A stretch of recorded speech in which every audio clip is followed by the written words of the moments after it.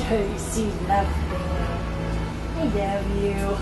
Well, it is time to go, and the dogs are always so excited when I guess start packing up. You know, they're jumping around, and if I bend down, they'll come over, put their heads on my shoulders, and they're just so excited.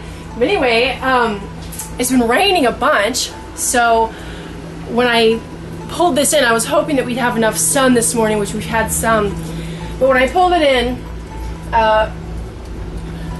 the top of the slide, which comes inside, is always outside. So if you have some rain on it, it's possible it'll come in. Even if you have those awning toppers, it can still get in there, and when you come in, it can bring in a little bit of water. And right now I've got a little bit of water. I got a towel there to catch it. But you can see it's actually come in on the track. So that kind of sucks. There's a bit of water up there. But what I thought was really interesting was I wanted to look up there to see how much water, like if it was very dry. And it was very dry, but what I noticed was this.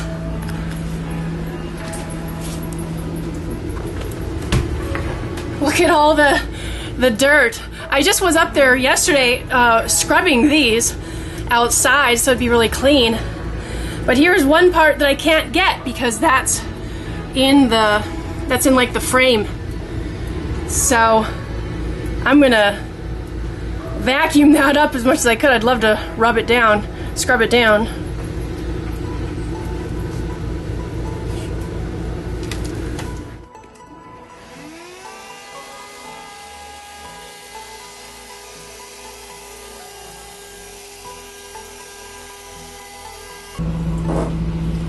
Anyway, it's always good to have your slides, the outside, very clean when you pull your slides in, because spiders love to hang out in them, especially on the bottoms.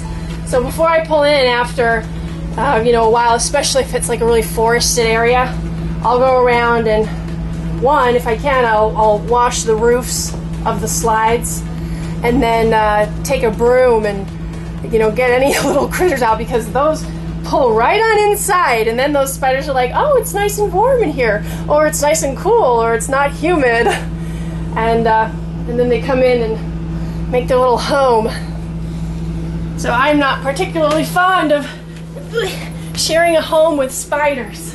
About to leave, already packing, come with me, I'm not really asking, we'll get away to a place where we don't know.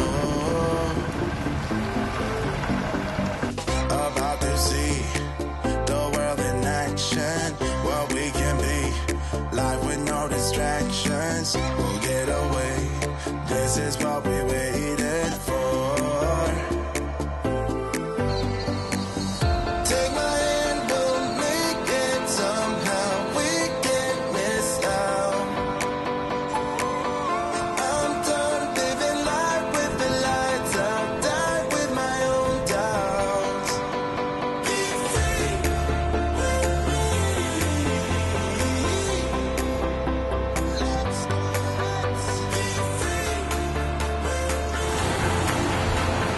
So you can see Little Rock across the way. There's a couple bridges crossing the river that's right along the park. And then there's this bridge, which is really pretty.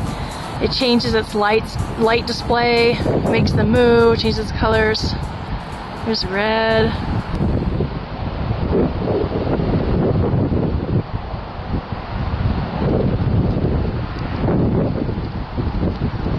Beginning to rain. Well, it happened. First time this fall I've turned on the heater, and it's even daytime out. Oh man.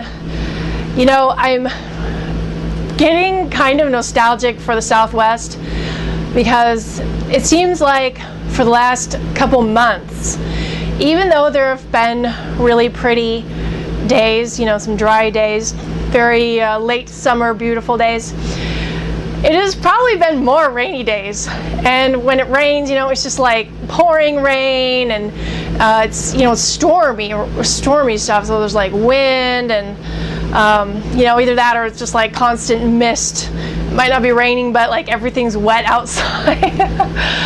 So, man, that is why I left Oregon, you know, and I'm kind of feeling it, you know, kind of feeling a little nostalgic and thinking of the dry air, crystal clear blue skies, and Arizona, New Mexico. So, but I'm glad to experience it here, because if I was in Arizona, I wouldn't be experiencing the rain. And when I left just a few months ago, this year, I was so tired of being freaking hot. So tired of just being hot all the time. And everything was dry. So, you know, the grass is always greener on the other side, right?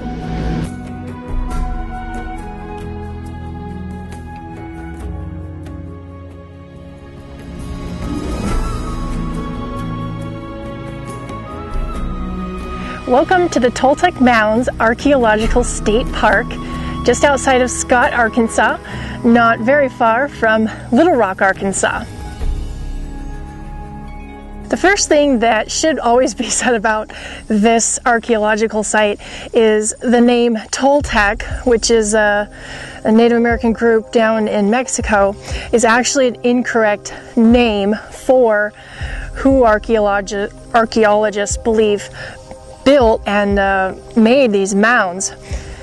It was incorrectly named Toltec, and archaeologists don't really know what group was here that did the mounds, but they are giving them the name Plum Bayou culture, just because there is a river or lake in the area called Plum Bayou. The reason why I wanted to come see this archaeological state park is because there's actually a lot of unknowns.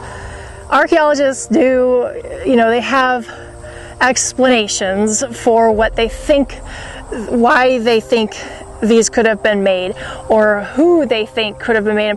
But actually, they don't know. They don't know who the people were, they don't know where they went, and they don't know how they built them or why they built them. But of course, they have suppositions. What they do know, however, is pretty interesting stuff. They do know that the mounds that were here are lined up in orders to perfectly be aligned with solar events throughout the year. So there's all sorts of solar alignments. And the other cool thing about this place is that all of the mounds from one central point have the same ratio of 4.76 or 4.75 meters. So everything is within 4.75 meters of a measurement to all of them. So they've also found that in other archaeological findings in the area too, that they're all within that same ratio and using that same measurement, you know, distance of measurement to build certain things. They've dated the mounds, and they ring in at about from 550 to 1250 AD. So they're really, really old.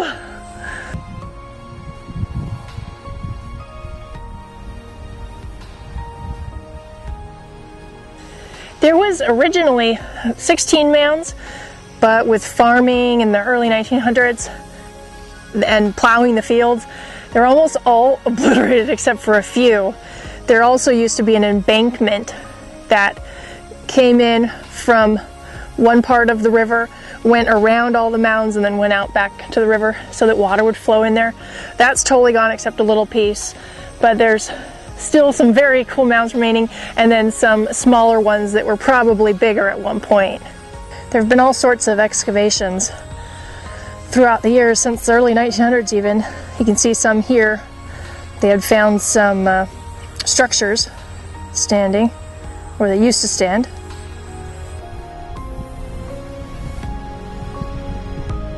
So who were the Plum Bayou culture? What were they doing? Why were they doing it? And where did they go? We will probably never know.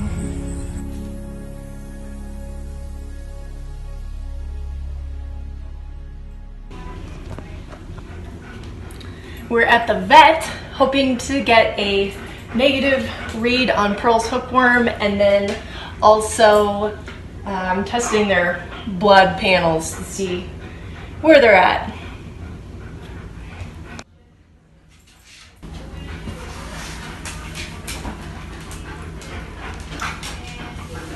Chase has been eyeing the golden retrievers up there. The news was good. Pearl is hookworm free, and so is Chase. He never had hookworms.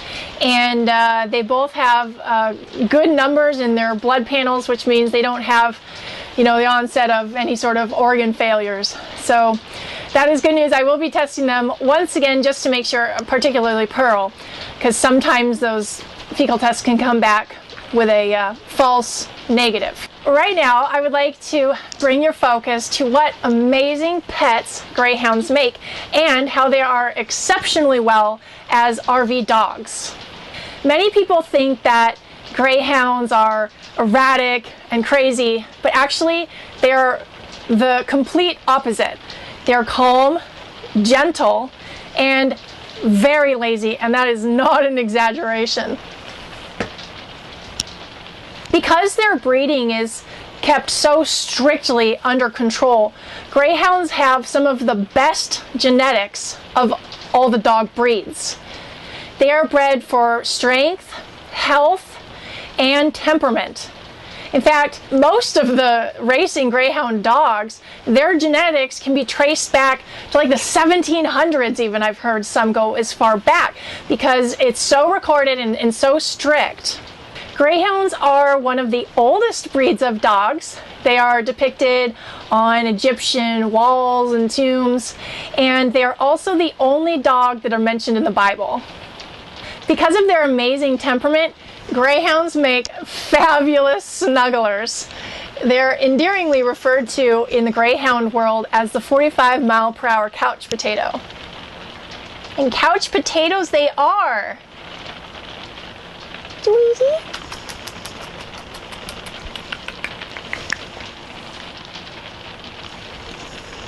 And they also like peanuts. Greyhounds do well with just a regular walk, and then they are happy to lay around all day on their bed, on their pillows, on their blankets, and lounge the entire day away, maybe changing sides every once in a while. And when I find an enclosed space where I can let them run, they run for 30 seconds, zoom, like a rocket. And after 30 seconds, they're done. And that is that's what the races are. When they race, they're only about 30 seconds long. A couple other really cool things about greyhounds, particularly making great pets, is that they don't tend to be barkers. And because of their very thin coats and their paper-thin skin, they're relatively hypoallergenic. So people who tend to have allergies to dogs will less likely have so with the greyhounds. And because of their thin coats, they do not shed as often or as much as other dogs. However, because of their thin coats and thin skin, they do need jackets in the wintertime. Yeah. Who needs a jacket? You need a jacket? Good dogs. Greyhounds are somewhat of an exotic breed. They're very elegant, and they make exceptional pets and RV living and RV traveling dogs. Right now, there is a critical need for adopters and fosters of greyhounds because the tracks are closing in Florida. It's estimated that 8,000 greyhounds are going to be needing homes and 5,000 puppies in training. And the adoption agencies that are set up to adopt greyhounds out, this is what they normally do. However, they do not normally do it at this massive influx of numbers of greyhounds. So I made this shirt with this cool design, and all of the proceeds go to Greyhounds Unlimited, which is an adoption agency in Dallas, Texas. That is where Pearl came from. And they are one of the many greyhound adoption groups that have their boots on the ground, moving greyhounds, transporting them, finding fosters, finding adopters, checking the family's homes to make sure they're okay, feeding them, and doing all the work required for that. So if you can possibly adopt one or more greyhounds right now, or foster, which is always great. Sometimes fosters are only in your home for a week or two, sometimes a month or two. And try to get these greyhounds that are coming from Florida into places where they can live until they can find forever homes. It's greatly needed right now. It's very likely that many, in fact thousands, will face euthanization. And when the tracks closed in Arizona, there was several mass grave sites found. So it's very devastating to me and all the other greyhound people out there. And if we can get any extra help moving the greyhounds, fostering, adopting, there's needs such as transporting them from different, maybe from Florida or from different places around, because the greyhounds move around depending on who's got more adopters and fosters. That helps as well as financially donating, or donating your time to help out, or donating food, blankets, all that sort of stuff, so that we can save as many of these precious, amazing dogs as possible. If you can do one of those things, or buy the t-shirt, which all the proceeds go to one greyhound adoption agency, that would be great and extremely appreciated by thousands of people as well as thousands of dogs. Thank you.